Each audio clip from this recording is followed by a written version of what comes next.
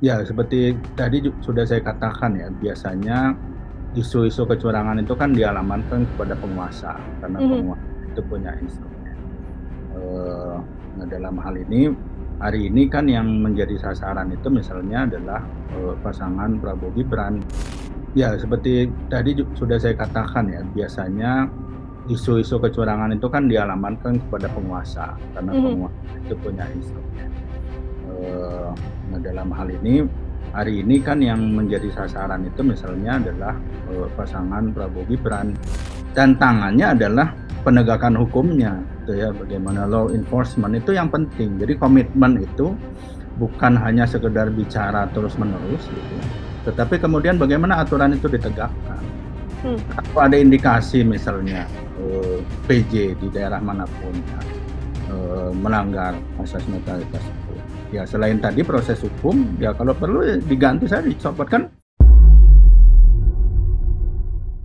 Selamat malam Tribuners, program Tribun News on Focus kembali menjumpai Anda malam hari ini bersama dengan saya Nila Irda, masih terkait pembahasan politik di tanah air jelang kontestasi pemilu 2024 termasuk kontestasi Pilpres yang saat ini masih menjadi perbincangan hangat di ranah publik.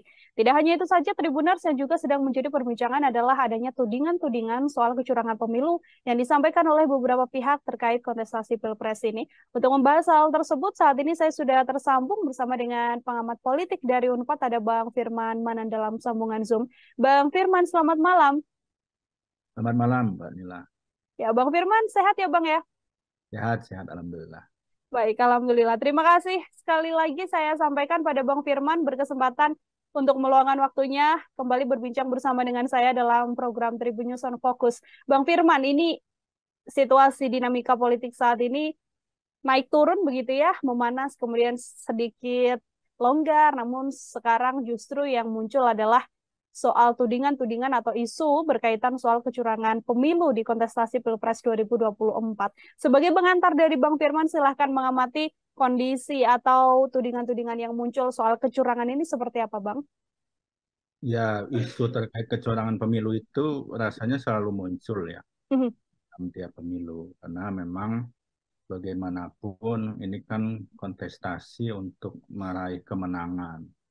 Apalagi kalau kita bicara pilpres itu memang itu kan yang seringkali disebut sebagai first order election. Jadi pemilihan tingkat pertama yang bagi para kontestan dan tim pemenangannya itu dianggap paling penting gitu ya. Sehingga memang kadang-kadang ada kecurigaan-kecurigaan bahwa kontestasi itu eh, dalam meraih kemenangan misalnya menggunakan cara-cara yang tidak sesuai gitu ya, tidak fair, melanggar aturan dan seterusnya. Jadi memang ini sesuatu yang lazim terjadi gitu ya, atau muncul isunya.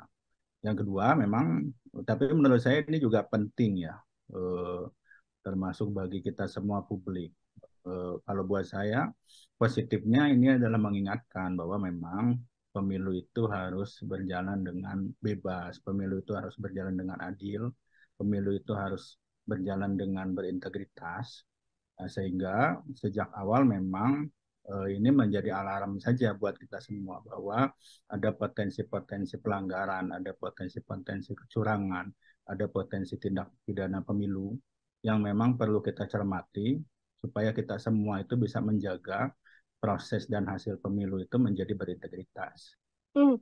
Ini sebagai bentuk warning awal disampaikan oleh Bang Firman terkait dugaan kecurangan pemilu, namun yang kemudian disampaikan oleh PDI Perjuangan nih, yang bisa saya berikan satu contohnya. Ini juga murni sebagai bentuk warning saja atau tudingan-tudingan soal kecurangan pemilu ini juga bisa dilihat menjadi salah satu serangan juga untuk kandidat lawan, Bang Firman.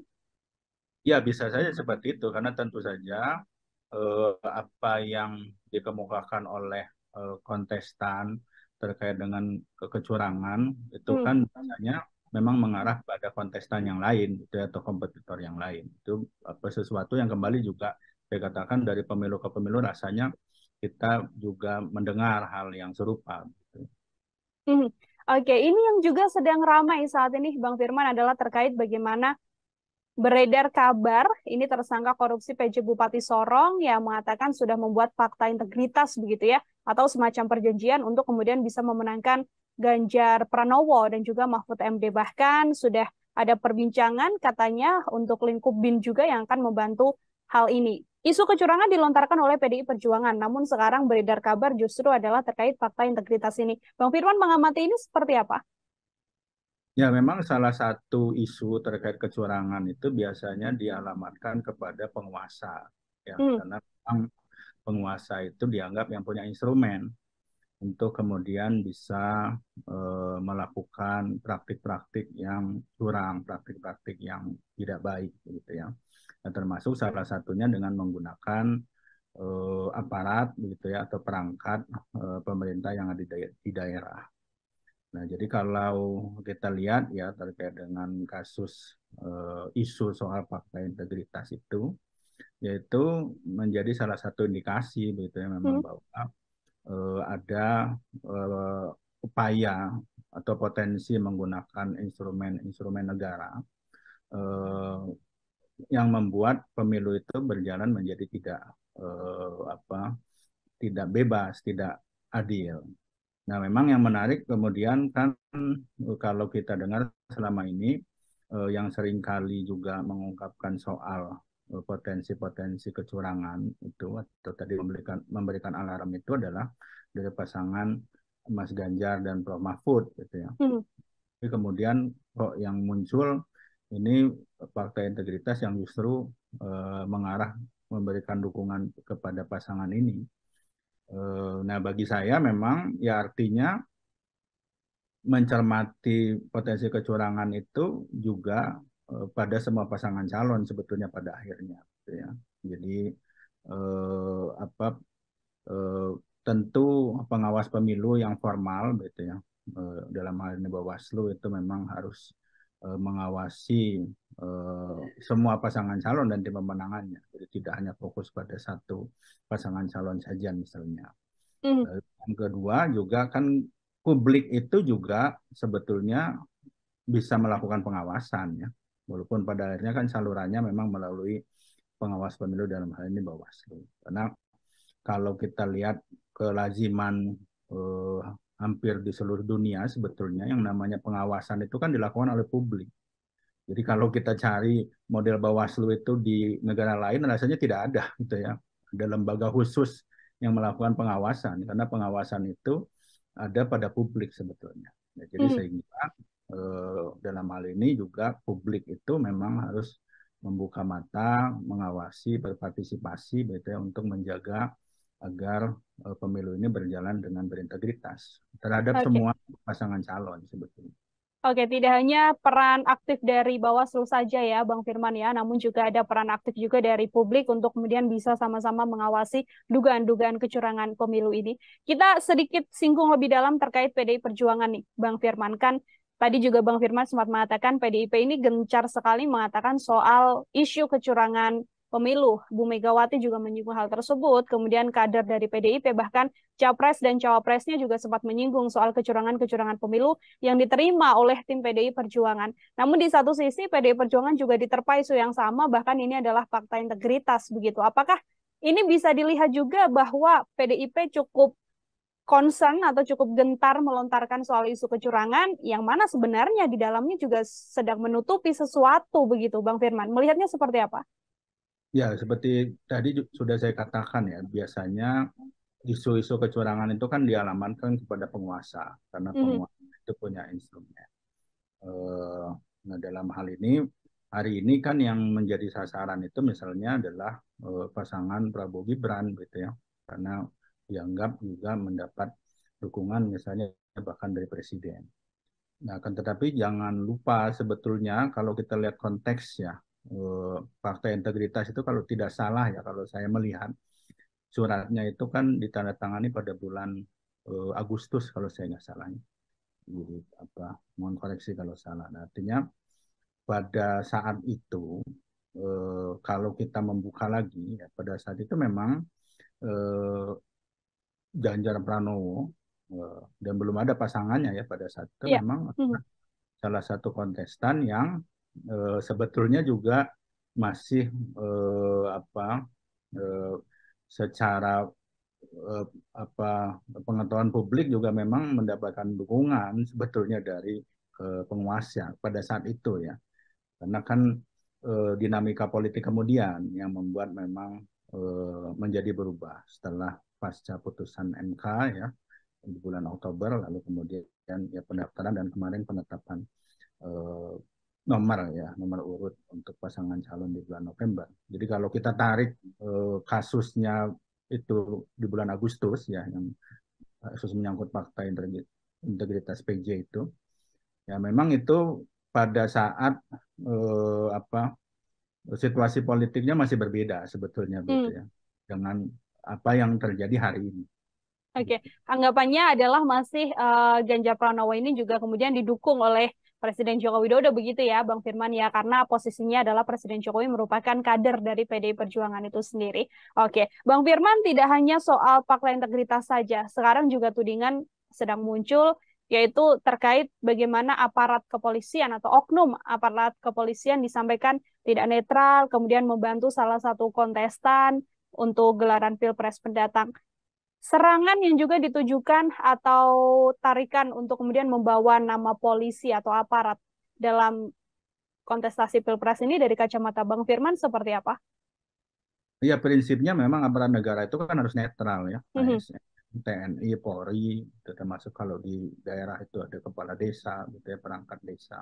Itu memang bahkan di undang-undang itu dikatakan memang harus netral dan kalau tidak netral bahkan itu masuk ke dalam kategori tindak apa pidana pemilu kan sebetulnya. Eh, nah jadi prinsip netralitas itu sebetulnya seharusnya memang dipegang ya. Mhm. Dan siapa yang kemudian bisa menjamin ya bahwa netralitas itu dilakukan ya memang pemimpin sebetulnya pimpinan-pimpinan baik di tingkat pusat maupun di tingkat daerah. Nah karena kembali ini juga kan isu ya, Ya. jadi ini isu indikasi-indikasi terjadi.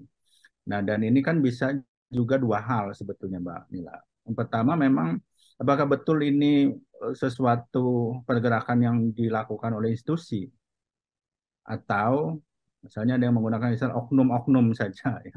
Karena Mhm. kadang-kadang juga soal netralitas ini tidak selalu sebetulnya menyangkut institusi ya, tapi ada oknum-oknum yang kemudian memang tidak netral dan melakukan tindakan-tindakan misalnya mendukung pasangan calon tertentu atau merugikan pasangan calon yang lain. Ya.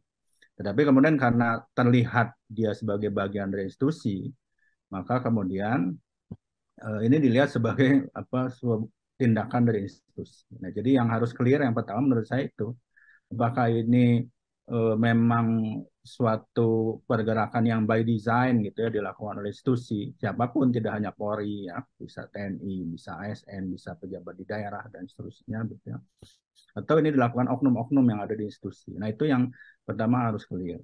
Yang kedua, nah makanya untuk memastikan supaya institusinya tidak masuk ke dalam hal-hal seperti itu, maka memang ini pimpinan yang harus memberikan jaminan sebetulnya ya dan mengawasi betul perangkatnya di semua level. Dan Mhm. yang terakhir adalah soal penegakan hukum.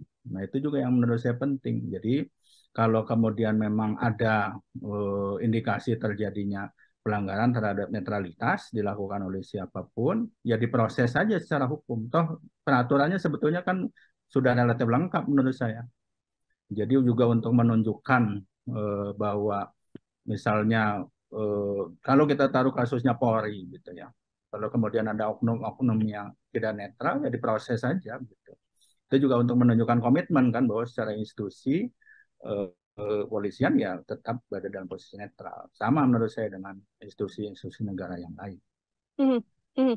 Artinya memang sudah ada tindak lanjut yang bisa diambil ya Bang Firman ya apabila memang adanya dugaan kecurangan yang kemudian termasuk ketidaknetralitasan yang kemudian akan bisa berlanjut ke urusan kepolisian. Bang, kalau kita berbicara terkait netralitas begitu kan sudut pandang pertama yang akan dilihat adalah sosok RI 1 Presiden Joko Widodo begitu, yang mana berkali-kali memang disampaikan oleh Presiden Jokowi dalam kontestasi Pilpres, beliau akan netral, beliau akan mendukung semuanya ketiga kontestan, kalau bisa saya sampaikan. Namun kalau dari situasi yang ada saat ini kan netralitas Presiden Jokowi ini yang paling dipertanyakan dalam hal menuju pemilu 2024. Kacamata Bang Firman seperti apa? Iya, saya sepakat karena potensi konflik of interest-nya besar. Ya, Mhm. karena ada salah satu pasangan calon yang bahkan punya hubungan sangat dekat. Dalam hal ini ada Mas Gibran ya sebagai cawapres sekaligus anak dari presiden. Maka kemudian bagaimanapun ada potensi konflik kepentingan di sana.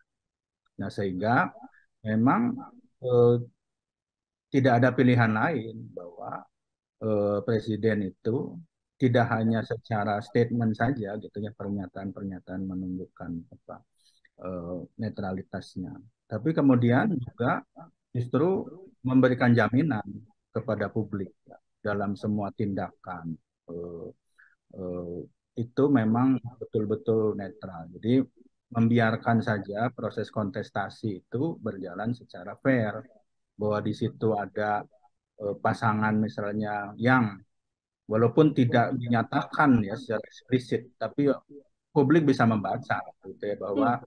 tentu saja ada dukungan tertentu.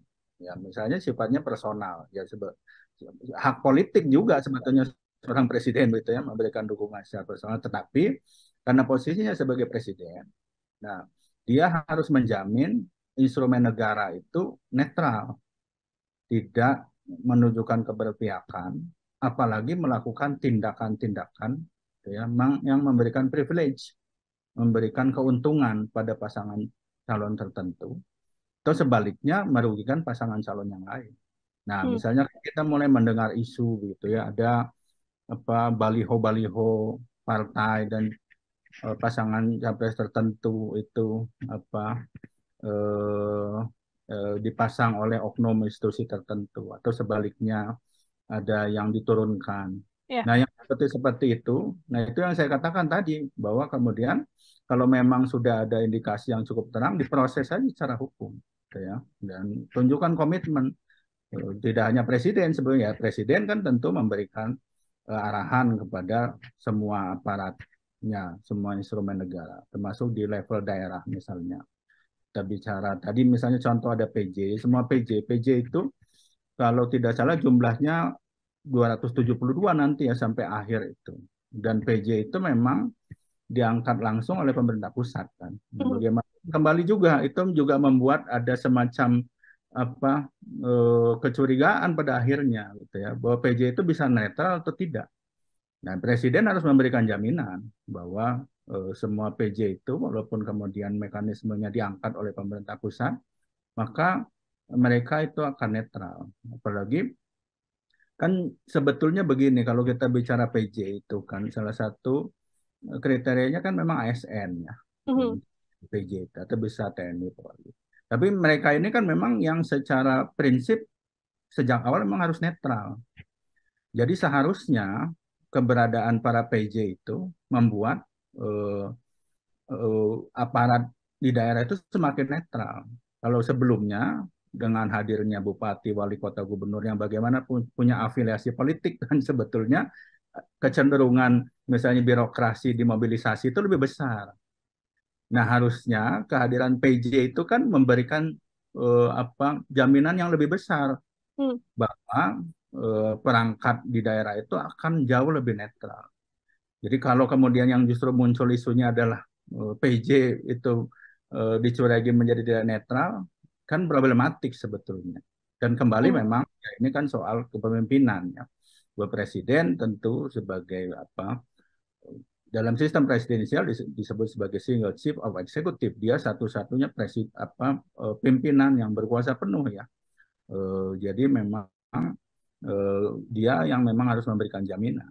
Dan Mhm. kemudian kalau di lapangan ya terjadi kasus-kasus, nah itu harus segera diselesaikan juga melalui mekanisme hukum yang berlaku gitu. Untuk menunjukkan bahwa kalaupun terjadi isu ketidaknetralan itu bukan terkait dengan institusi, itu orang per orang, itu oknum dan segera diberikan tindakan hukum.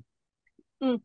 Jaminan jaminan atau contoh jaminan apa, Bang Firman, yang kemudian bisa diambil oleh Presiden Joko Widodo? Apakah kemudian tadi yang juga disampaikan Bang Firman untuk menindak adanya kecurangan dan ketidaknetralitasan dari PJ ataupun aparat yang memang seharusnya bersikap netral begitu, atau sedianya harus ada pula aturan yang juga dikeluarkan oleh Presiden Joko Widodo sebagai jaminan bahwa memang harus netral, termasuk juga dengan RI 1 yang juga harus netral dalam kontestasi ini. Kalau aturan saya pikir sudah cukup lengkap ya. Hmm. Misalnya terhadap ASN itu selain di Undang-Undang Pemilu yang pelanggaran terhadap netralitas itu bisa masuk kategori tindak pidana pemilu. Nah, ada juga Undang-Undang ASN dan peraturan turunannya yang itu juga memberikan hukuman disiplin sebetulnya. Jadi peraturannya sudah, kalau menurut saya sudah relatif lengkap. Hmm. Nah, justru yang jadi problem atau bukan problem, yang tantangannya adalah penegakan hukumnya, gitu ya, bagaimana law enforcement itu yang penting. Jadi komitmen itu bukan hanya sekedar bicara terus-menerus, gitu ya, tetapi kemudian bagaimana aturan itu ditegakkan. Hmm. Kalau ada indikasi misalnya PJ di daerah manapun ya melanggar asas netralitas itu, ya selain tadi proses hukum, ya kalau perlu ya diganti saja, dicopot kan ada kewenangan pemerintah pusat untuk melakukan itu. Hmm. Jadi Sikap tegas begitu ya, ya, Bang Firman ya. sikap tegas itu yang penting dan itu yang akan dinilai oleh publik gitu ya. Karena saya pikir isu ini akan terus bergulir. Karena Hmm. problem awalnya tadi presiden itu rentan memang ada potensi konflik kepentingan bagaimanapun. Nah, sehingga isu soal netralitas ini akan terus muncul. Nah, satu-satunya cara menjawab adalah ya komitmen netralitas itu ya adalah tadi eh, bagaimana menjamin aparat itu netral gitu ya dari tingkat pusat sampai tingkat daerah dan kalau kemudian terjadi penyimpangan-penyimpangan pelanggaran itu harus segera ditindak. Nah, itu menurut saya cara yang harus dilakukan. Nah, karena Hmm. kalau misalnya kita mulai mendengar di sana sini terjadi eh, indikasi ketidaknetralan, tapi semacam ada pembiaran. Nah, ini yang justru kan membuat publik menjadi semakin bertanya-tanya. Kenapa kemudian kok sudah muncul begitu indikasinya sudah ada, tapi tidak ada tindakan yang tegas yang dilakukan, tidak ada proses hukum terhadap pelanggaran terkait netralitas itu. Hmm. Itu Oke. Sikap harus tegas. Hmm. tegas dan akhirnya ini kan soal juga public trust. Bagaimana kemudian kepercayaan publik itu tetap bisa terjaga di saat di mana sekarang itu tentu dinamika politik ya sampai bulan Februari atau bahkan setelahnya itu akan meningkat memang. Hmm.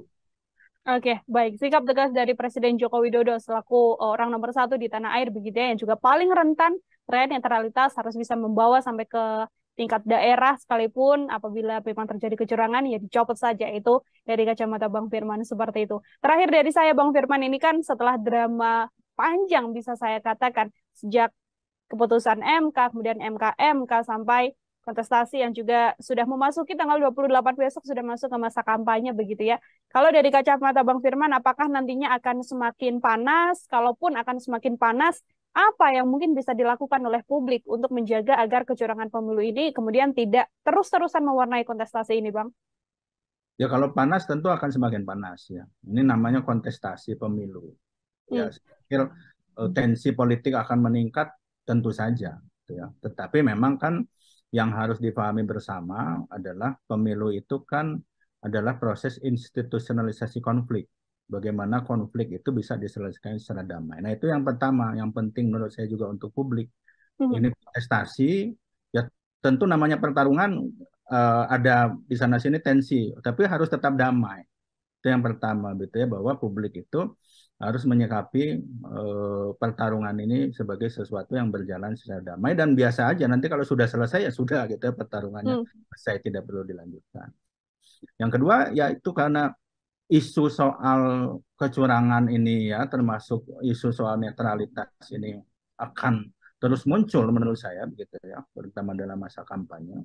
Maka memang partisipasi publik itu menjadi penting ketika kemudian publik itu juga menjadi bagian dari pengawasan.